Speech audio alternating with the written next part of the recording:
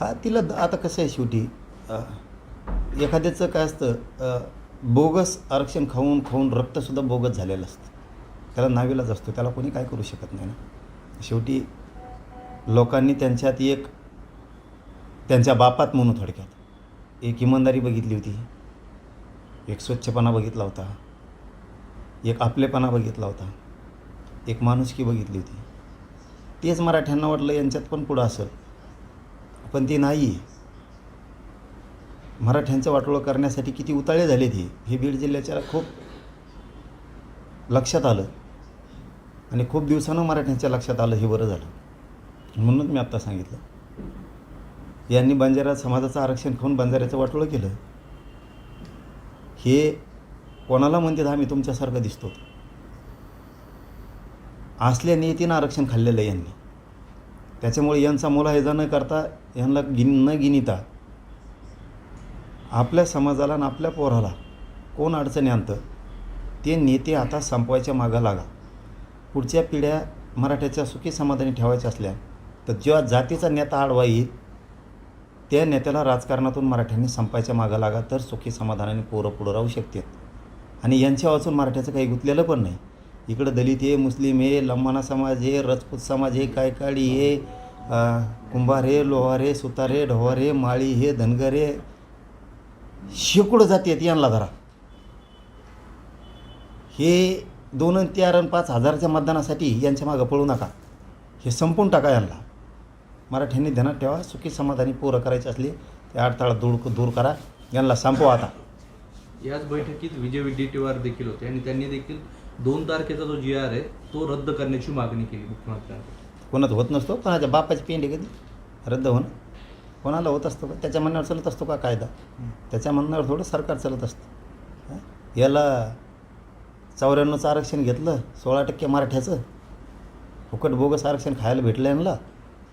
त्यांना आत्ताशी कळायला लागलं. आता आपण GR रद्द करायला लागलं म्हणल्यावर मराठ्याचा GR रद्द करा म्हणा लागल्यापासून मराठ्यांनी सुद्धा 16% आरक्षण, 2% आरक्षण आणि 150-200 जाती बोगस घातले त्यात काढा म्हणतात. हे त्यांच्या ध्यानात आलं. आता मात्र फाईट होणार आहे. मराठीसुद्धा आता बोगस जाती घातलेल्या बाहेर काढणार आहेत आणि ते निघात्यात.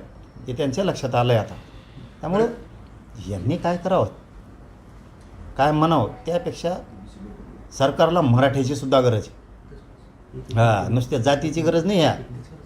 त्यांचं काय नुसतं थोडे माळी आणि थोड्या माळ्याचा नेता छगन भुजबळ त्याच्यावर सरकार नाही चालणार. तो का सगळ्या माळ्याचा नेता नाही, तो का OBCचा नेता नाही, थोड्या माळ्याचा नेता आहे. म्हणजे काय त्याच्या जीवावर सरकार चालवायचं का? आता इथं मराठीसुद्धा गरज आहे सरकारला. त्यामुळे JRला धक्का बी लागू शकत नाही. JRला धक्का लागल्यावर सांगतो यांना मी. या बैठकीमध्ये भुजबळ काही दाखले घेऊन आलेले होते. त्यांनी दाखले दिले, अधिकाऱ्यांचा देखील दाखला दिला की या ठिकाणी हे बनावट प्रमाणपत्र जे आहे ते देण्यात आलेले आहेत. आणि मुख्यमंत्र्यांनी त्यावर स्पष्ट केलं आहे की खोटे आणि खाडाखोड केलेले कागदपत्र जर असतील तर ते अधिकारी जबाबदार आहेत, त्याच्यावर कारवाई होईल. कारवाई कसं काय होईल? पूर्वीचे कागदपत्र, पूर्वीचे डॉक्युमेंट आहेत, पूर्वीचा लेखाजोखा आहे, दस्तावेज पूर्वीचा आहे. ते सगळ्या काही सांगन आणि तुम्ही ऐकणार म्हणजे काय फुकट समजता काही काय संबंध आहे खाडाखोडला? यांनी 16% मग आम्ही सांगतो चल, त्यांनी सांगितलं ना खाडाखोड केली आणि चल मुख्यमंत्र्याला आम्ही सांगतो 16% घेतलेलं आरक्षण खाडाखोड करून बोगस घेतलेलं आहे, कर रद्द. चल कर रद्द. ते 16% आरक्षण दिलेलं 1994 JR. त्याच्यानंतर दर वर्षाला 30-40, 30-40, 20, 12, 13 अशा जाती घातल्या. काढ बाहेर. फुकट समजता का? काय खाडाखोड केली? पूर्वीचा दस्ताऐवज आहे. पूर्वीच्या लोकांचं लिहिणं चिडबिड होतं. पूर्वीचं थोडे लोक शिकलेले होते. कुणी कू लिहायचं, कुणी कुण लिहायचं, कुणी कुळंबी लिहायचं, कुणी कुणबी लिहायचं, कुणी शेती लिहायचं. पूर्वी जुने लोक थोडे शिकलेले होते. अधिकारी जरी असला पूर्वीचा दस्ताऐवज लिहिणारा तरी त्याचे हात थरथर कापायचे. काहीचे कापत नव्हते लिहिताना. पूर्वीचा दस्ताऐवज आहे ते पूर्वीचं लिहिलेलं आहे. पूर्वीचा दस्ताऐवज पूर्वीचं लिहिलेलं आणि त्याला खाडाखोड केला म्हणता का? काहीतरी म्हणायचं आणि समाजाचं वाटोळं करायचं. अजिबात अन्याय करून घेणार मी. एक बी प्रमाणपत्र रद्द नाही झालं पाहिजे. एक बी, एकसुद्धा नाटकच नाही करायचं अजिबात. बरं, या सगळ्यावर असं जी आर काढला गेला आहे, त्याचा चुकीचा अर्थ काढून चुकीचे प्रमाणपत्र दिले असतील तर त्याची चौकशी केली जाईल, असं बावनकुळे म्हणाले. कर ना बाबा चौकशी, तुला सांगितलं ना 94ची जी आरची चौकशी कर, ती कर ना आधी. इकडं कोणकडं घुसतो हां? तू सध्या ना, आधी 2-4 नेते होते, नाव नाही घेत मी आता, फडणवीस साहेबाला कळाले ते नेते, आणि आता बावनकुळे. देवेंद्र फडणवीसला मुंडकीवर टाकायचं आहे त्याला त्या बावनकुळे देवेंद्र फडणवीसला मुंडकीवर टाकणारे, त्यासाठी त्याचे ते प्रयोग चालू आहेत. मराठीचे नेत्याचे मागं लागला बावनकुळे, मराठीच्या उद्योगपतीच्या मागं लागला बावनकुळे, मराठ्यांच्या अधिकाऱ्याच्या मागं लागला बावनकुळे. याला काही दिलं तर हाई, नाही दिलं की लगेच खोटं नाटक केलं म्हणजे अधिकाऱ्याला लगेच सस्पेंड करतो. संभाजीनगरचा कोणतरी केला. हे मराठ्यांचे अधिकारी अडचणीत आणायचं काम हे जे ओबीसीचे काही मंत्री आहेत 4-2 यांनी सुरू केले. आता मी सुद्धा त्या नेत्याच्या मागं लागायला सुरुवात करणार आहे. एकदा आता जरा नीट झालो, मी यांच्या भ्रष्टाचार बाहेर काढतो. मी तोच करणार आता. हो, आता भाषेच्या यांना वापर लागणार तेव्हा मराठी टिकणार आहे. इतकी शाळा आहे. मराठीचे मोठ्या अधिकारी यांना खपानात, मराठीचे नेते यांना खपानात, या ओबीसीच्या 2-4 मंत्र्याला, उद्योगपती खपानात. यांनी काय करायचं, उद्योगपतीला जवळ घ्यायचं, देवडे नाही लावतो चौकशी लगेच मधी, आणि दिलं की मग नाही चौकशी. अधिकारी बोगस काम नाही केलं किंवा त्यांनी काही फ्रॉड नाही केलं, त्यांनी यांना काही नाही घेतलं तरी म्हणायचे यांनी घेतले, ट्रॅपमध्ये घाला. फक्त मराठ्याचे अधिकारी संपवायचे, मराठ्याचे नेते बदनाम करून संपवायचे. हे 2-3 टार्गेट यांनी केलेत, आणि त्याच्यात आघाडीवर बावनकुळे. आणि हे केल्यामुळं मग मराठी नाराज होणार देवेंद्र फडणवीसवर. हे कामसुद्धा करायचं आहे. देवेंद्र फडणवीसपासून मराठी तुटले पाहिजे, याच्यासाठी आग्रहानं काम. ओबीसी नेत्या 4-5 नेत्यापैकी हे बावनकुळे एक. आता आम्ही यांच्या भ्रष्टाचार काढतो. तुम्ही आमच्या मराठ्याच्या अधिकाऱ्याच्या नेत्याच्या मागं लागलात का, तुम्हाला जेलात घालतो आम्ही. असं म्हणजे ओबीसीच्या ताटातलं कोणाला देणार नाही त्यांना. अरे तो ह्या ताटात खातो, आमचंच खातो. तो हो ताट कोणचं आहे का गाचपाण्याचं, आमचंच खातोय. तो हाही कोणचं ताट, आमचंच खातो. तुला का आरक्षण मिळालं माहिती आहे का म्हणा तुला? हां, कोण बावनकुळेच म्हणला का? त्याचं का लहानपणी तोंडाला दूध पुळवलं होतं का गाणू गरम? ती कोणाच त्याला माहिती आहे का? तो जात का आली आरक्षणात माहिती आहे का तुला? म्हणा ज्यांनी बोलावं, ज्यांनी स्वच्छ आरक्षणात गेलेला आहे खरा, त्यांनी बोलावं. तू केव्हा आलेला आहे तुला माहिती आहे का म्हणा आरक्षणात? हां, सगळ्यात आधी तू बाहेर निघतो म्हणा. मग ध्यानात ठेवी, तू आम्हाला म्हणतो ना, सगळ्यात आधी आरक्षणातून तू बाहेर निघो. तू बघ वाचून एकदा, बघ आपला सल्ला घेऊन बघ बावनकुळे साहेब.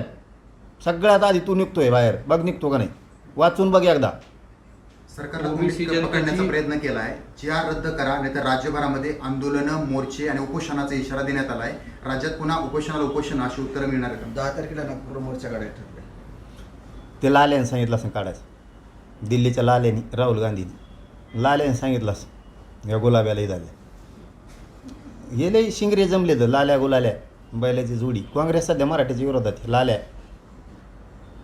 त्याला आता शेंगा उपटायला ठेवावं लागेल इथून पुढं.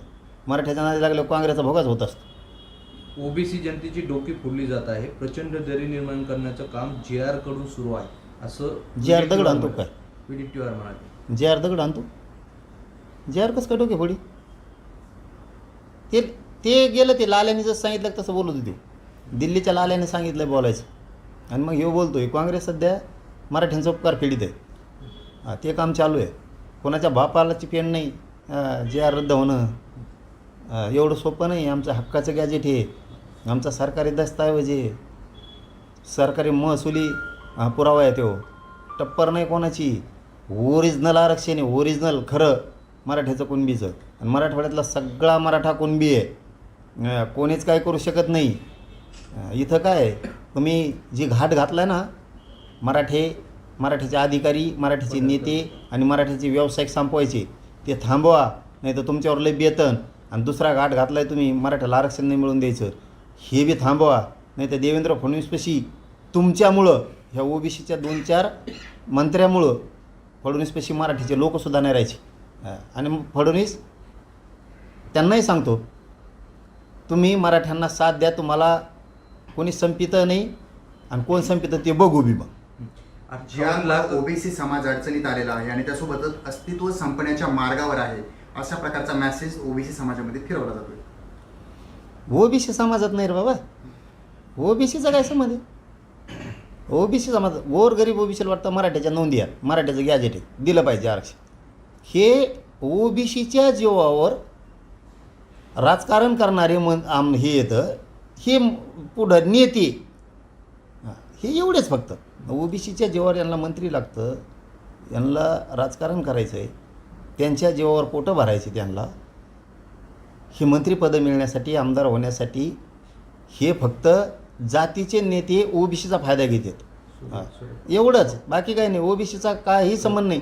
असा ओबीसी असूच शकत नाही महाराष्ट्रात की मराठ्याच्या नोंदी असून सुद्धा त्यांना आरक्षण देऊ नका असं म्हणणारा ओबीसीच असू शकत नाही. हां, हे खरं आहे, आमच्या नोंदी नाहीत आणि मग आरक्षण घेतो, मग ओबीसी विरोध करेल. पण ह्या महाराष्ट्रातला ओबीसीसुद्धा तेवढा हुशार आहे की त्याला वाटतं आपल्या लेकरा बाळाला आरक्षण आहे तर मराठीच्या लेकरा बाळाला असलं पाहिजे, आणि जर मराठ्याच्या नोंदी आहेत तर मग तर मराठ्याला दिलंच पाहिजे. ह्या विचाराचा, स्वच्छ चारित्र्यवान विचाराचा गरीब ओबीसीसुद्धा या महाराष्ट्रात आहे. त्याच्यामुळे ओबीसीचं काही संबंध नाही. हे जातीनं पछाडलेले कुत्रे एवढे 2-3. हे 58 लाख ज्या नोंदी सापडल्या आहेत त्या सांगितल्या जाते ती परिस्थिती तशी नाही आहे.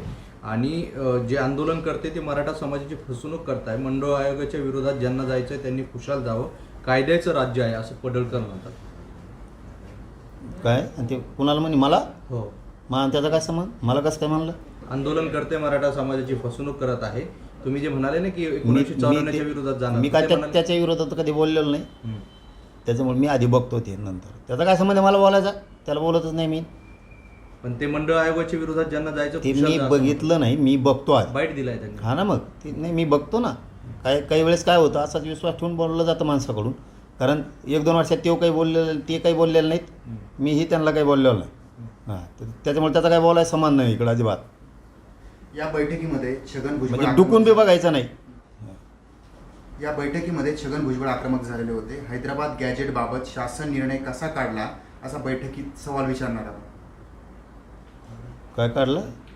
हैदराबाद गॅजेट बाबत शासन निर्णय कसा काढला, GR कसा काढला? कोण म्हणलं? छगन भुजबळ. त्याचे गेलेलं माणूस हे राहते.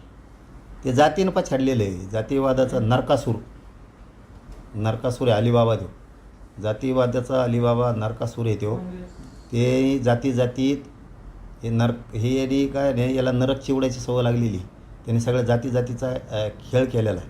कसा काढला, कसा कॅबिनेट मंत्री येऊन, कसा नाही, सरकारमध्ये राहून कसा काढला विचारतो. तू काय कॅबिनेट मंत्री केलं राव याला त्या पदावर ना खरंच ठेवायला नाही पाहिजे फडणवीस साहेब.